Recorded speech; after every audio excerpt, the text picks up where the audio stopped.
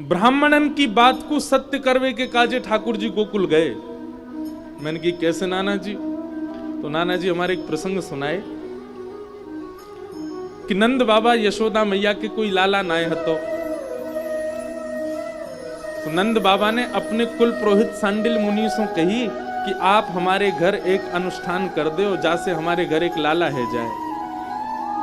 और हमें लाला की कामना या हमारे नहीं है कि हमारा वंशवर्धन होएगो, हमारो अंतिम संस्कार करेगो, खूब धन कमावेगो, हमारो घर आगे बढ़ावेगो। इन सब कारण से हमें लाला नहीं चाहिए। सांडिल मुनि किस भाव से चाहिए?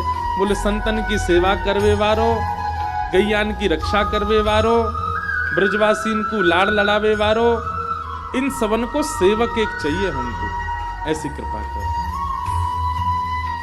भाई कल ठीक था तुम्हारा, आज क्या किया है? बहुत गूंज रही है आवाज, हमें ही दो दो आवाज सुनाई दे रही है हमारी। कोई नहीं, आप कथा सुनो।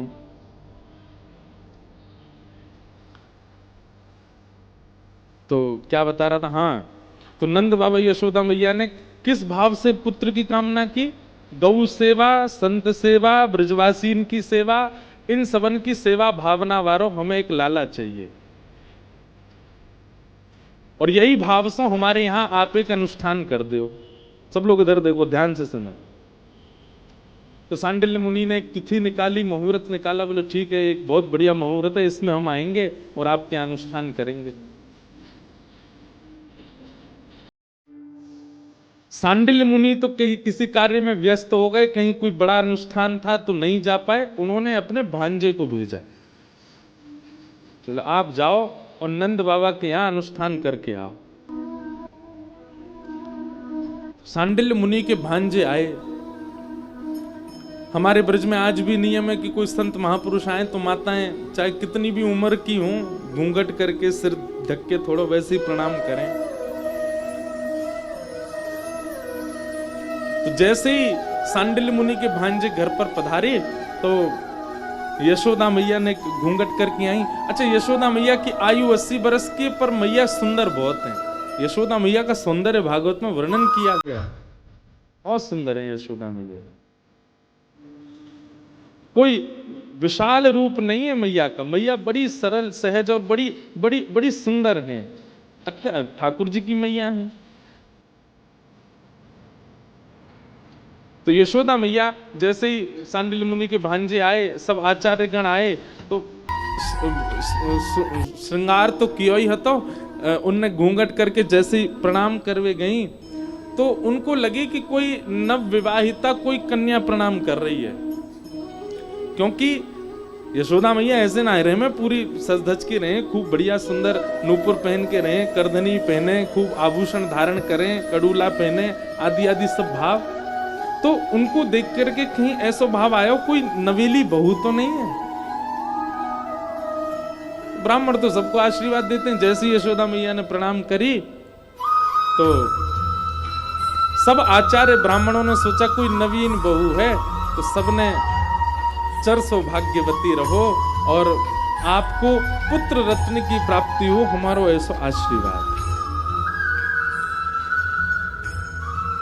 हमारे पूज्य नाना जी कहते, बोले वही दिना ठाकुर जी ने मन बना लियो कि ब्राह्मणन ने आशीर्वाद दियो, ब्रह्म वाक्यम जनार्दनम, इनकी वाणी सत्य करवे मुझे जानो ही पड़ेगो।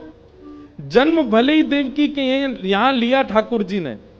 ठाकुर जी ब्रज लीला करना चाहते तो और भी तरीके हो सकते थे, देवकी के संग रह के भी कर सकते थे। यशोदा जी के पास क्यों गए? क्योंकि यशोदा जी को ब्राह्मणों का आशीर्वाद था। और फिर हमारे नाना जी एक कथा सुनाते कि सब ब्राह्मण अनुष्ठान के लिए यमुना तट पर पहुंचे और नंद बाबा ने खूब जोरदार महाराज व्यवस्था करी ब्राह्मणन के काजे। बैठने की उत्तम व्यवस्था, सोवे की उत्तम व्यवस्था, आसन चौकी बहुत सुंदर सब व्यवस्था करी। और एक हलवाई, मथुरा को सबसे बढ़िया हलवाई लगा दियो कि चकाचक बना के पवाओ सब ब्राह्मणन को। रात्रि में सोए सब ब्राह्मण। जैसे ही सुबह उठे, यमुना स्नान करके संध्या वंदन करके सब ब्राह्मण बोले हाँ भैया सब लोग बाल भोग पा लो, और बाल भोग पावे के बाद अनुष्ठान में बैठेंगे। बाल भोगी इतनो सुंदर बनो, बेड़ई, आलू की सब्जी, जलेबी और जाने कहा का बहुत सारी सामग्री बनी। देसी घी में बिल्कुल बढ़िया धोरी गैया को दूध, ठाकुर जी की गौशाला की गैयान के दूध में से भी सुगंधी आवे, ऐसी गैया, उनके दूध से बने हुए घी से बढ़िया सुंदर सामग्री बनी। सब ब्राह्मणन ने महाराज इतनो पायो जैसे भोजन पा रहे हो, इतनो पायो चकाचक पेट भर गयो। सब ब्राह्मण जैसी अनुष्ठान में बैठे तो सबन को उबासी आने लगी, कोई की आंख भारी रहने लगी, आपस में एक दूसरे को मुख देखने लगे। बोले कहा करें भैया, बहुत पाली हो, अब तो नींद आ रही है। तो जो आचार्य ब्राह्मण थे वो बोले एक काम करो, सब सो जाओ, अभी ने आराम कर लियो, दोपहर में उठेंगे, फिर से स्नान करेंगे, फिर अनुष्ठान में बैठेंगे। देखो ऐसे अनुष्ठान खंडित हो जाएगा अगर हम सोए तो। सब ब्राह्मण बोले हाँ जी काम बढ़िया, एक आध घंटा थोड़ा आराम कर लेने, भोजन पच जाएगा, फिर करेंगे अनुष्ठान। सब ब्राह्मण तान दुपट्टा सो गए। थोड़ी देर बाद जब उठे, स्नान ध्यान करके सब तैयार है करके जैसे ही अपने अपने आसन पर बैठे, सोई रसोईया ने आवाज दे दी, बोले राजभोग तैयार है क्यों, सब ब्राह्मण देवता आ जाओ। सब ब्राह्मण बोले भैया अनुष्ठान तो शुरू है, जान दे, ये भोजन पहले शुरू है को है। बोले नेक नेक पालियो, फिर अनुष्ठान बैठ जाइयो। अब जहां नाश्ता भोजन की तरह बना था तो भोजन कैसा बना होगा। सब ब्राह्मण बोले चलो थोड़ी थोड़ी दो दो रोटी पालें फिर करेंगे। जैसे पहुंचे महाराज, जे बड़ी गिलास भर के तो छाछ और सबन को बढ़िया सुंदर सामग्री, 5 प्रकार की सब्जी, 3 प्रकार के मिष्ठान, 3 प्रकार की पूड़ी, मसालेदार पूड़ी अलग, मीठी पूड़ी अलग और सामान्य साधारण पूड़ी अलग। ब्राह्मणन ने प्रेम से पायो। पावे के बाद आचार्य जी बोले जल्दी जल्दी सबरे हाथ मुंह धो के आओ, बैठो अनुष्ठान में। सबरे हाथ मुंह धो के जैसे अनुष्ठान में बैठे, जोर जोर की डकार लेने लगे, पेट पे हाथ धर के बोले आचार्य जी नेत्र भारी है रहे, हमसे तो बैठो ही नहीं जा रहा, उबासी आ रही है, छाछ और पी गए ऊपर से, छाछ पीने के बाद नींद आवे, ऐसे तो अनुष्ठान खंडित है जाएगा। नंद बाबा के यहाँ लाला होना चाहिए। आचार्य जी बोले क्या करें, एक काम करो फिर आराम कर ले रहे, आज शाम को और पूरी रात भर अनुष्ठान करेंगे। आज शाम को कोई प्रसाद नहीं पावेगो भैया, रसोईया तक के तो हल्को हल्को अल्प आहार बनावेगो। ब्राह्मण बोले भैया शाम को खिचड़ी बना दियो बस। और सबरे ब्राह्मण फिर सोवे चले गए, फिर आराम कियो पूरे दिना महाराज चकाचक नेत्र बंद करके। और सब ब्राह्मण जब प्रेम से प्रसाद पामे और सोवे जामे तो सोते सोते सबरे ब्राह्मण एक साथ प्रार्थना करें, हे विधाता जहाँ नंद बाबा ने ऐसी जोर की व्यवस्था करी है, ऐसा प्रेम लुटाए रहो, ऐसा आनंद करा रहो ब्राह्मणन को, हे विधाता याकू या तो लाला दे दियो और लाला ना देना हो तो तू ही लाला बन के आ जाइयो। सब ब्राह्मण एक साथ ठाकुर जी से प्रार्थना करें। रात्रि को सबरे उठे, स्नान ध्यान करके संध्या वंदन करके बोले हाँ भाई थोड़ी थोड़ी खिचड़ी खा लो, फिर बैठे अनुष्ठान में। और खिचड़ी खावे गए तो वो खिचड़ी भी ऐसी वैसी नहीं बनी, बहुत जोरदार बनी। और खिचड़ी में ही इतने मेवा, बादाम ले, केसर ले, पिस्ता ले, काजू ले, किशमिश ले और जे देसी घी ऊपर डाल डाल करके जे बढ़िया खिचड़ी। राधा वल्लभ जी में खिचड़ी प्रारंभ होने वाली होगी ना, है गई होगी पता नहीं, शीतकाल में होती, क्या जोरदार 2 बजे से भट्टी चालू होती है रात्रि में। और मंगला दर्शन होने के बाद खिचड़ी का प्रसाद मिलता, पूरे ब्रह्मांड में ऐसी खिचड़ी नहीं मिलती।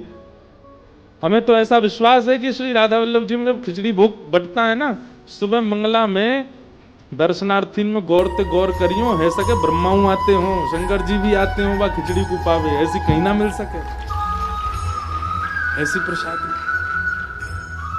ब्राह्मणन ने पेट भर के खिचड़ी पाई ली और जोरदार खिचड़ी पा करके जैसी अनुष्ठान करवे बैठे, 1 आध घंटा तो अनुष्ठान है गयो, लेकिन वह के बाद आचार्य जी ने नेत्र खोल के सब ब्राह्मण देखे तो कोई उबासी ले रहा हो, कोई नींद आ रही, बोले खिचड़ी में ही इतने मेवा है कि वैसे ही आलस से आ गए। आचार्य जी बोले ऐसे तो अनुष्ठान होगो नहीं भैया, तुम लोग एक दिन तो पूरा निकार दियो, नंद बाबा के बालक कैसे होएगो। सब ब्राह्मण विधाता से प्रार्थना करें, हे विधाता, हमारो अनुष्ठान अभी प्रारंभ ही नहीं भयो है, केवल भोजन को अनुष्ठान चल रहा है, लेकिन यहाँ नंद बाबा ने सब ब्राह्मणन को इतना प्रसन्न कर दियो है। नंद बाबा के घर एक सुंदर सो जो ब्राह्मण की सेवा करे, बालकन की सेवा करे, गौवन की सेवा करे, विश्व की सेवा करे, ब्रज को नाम ऊंचो करे, ऐसा बालक देती है। हमारे पूज्य नाना जी कहते, उन ब्राह्मणों के प्रेम भरे ठाकुर जी की प्रार्थना से श्री ठाकुर जी इतने रीझ गए। जन्मे ब्रज में आए देवकी मैया के यहाँ, चाहते तो सारी लीला का विस्तार वहीं कर सकते थे, लेकिन ब्राह्मणों की वाणी को सत्य करने के लिए ठाकुर जी यशोदा जी के पास आए, नंद बाबा के पास आए और 11 वर्ष 56 दिन तक उन्हीं के लाला बन के रहे। केवल ब्राह्मणों की प्रसन्नता,